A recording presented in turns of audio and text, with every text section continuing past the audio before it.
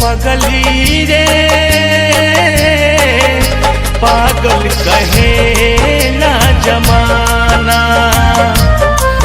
सुन पगली रे पागल कहे ना जमाना।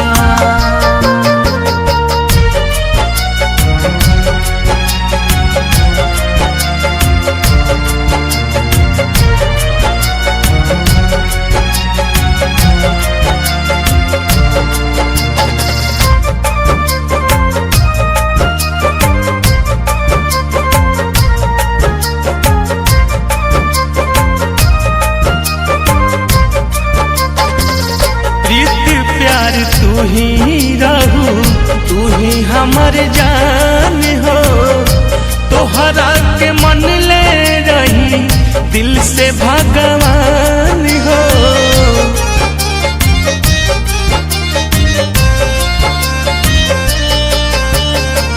प्रीति प्यार तू ही रहू तू ही हमर जान हो, तोहरा के मन ले रही दिल से भगवान हो। कवन कारण जार करके हमसे टकरार करके दिल से बनैलू बेगाना है। सुन पगली रे पागल कहे ना जमाना। सुन पगली रे पागल कहे ना जमाना।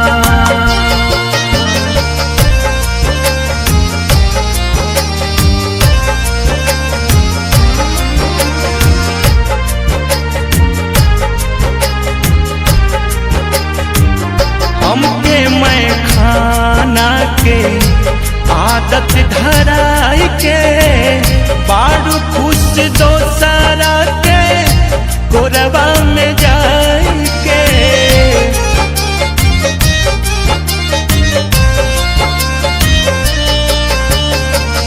हमके मैं खाना के आदत धराई के बारू खुश दोसरा के गोरबा में जाए के।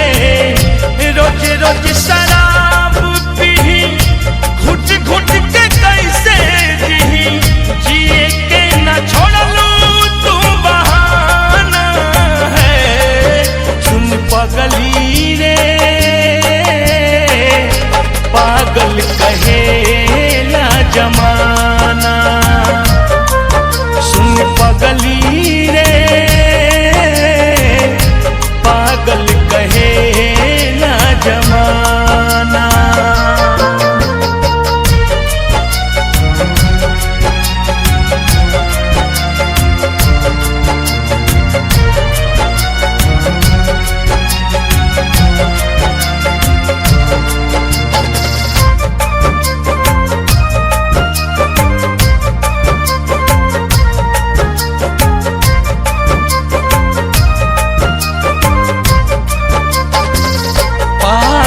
हो जई है जान तो हर रिंकू ओझा, कैसे संभरी है सरगम सोनू गम के बोझा।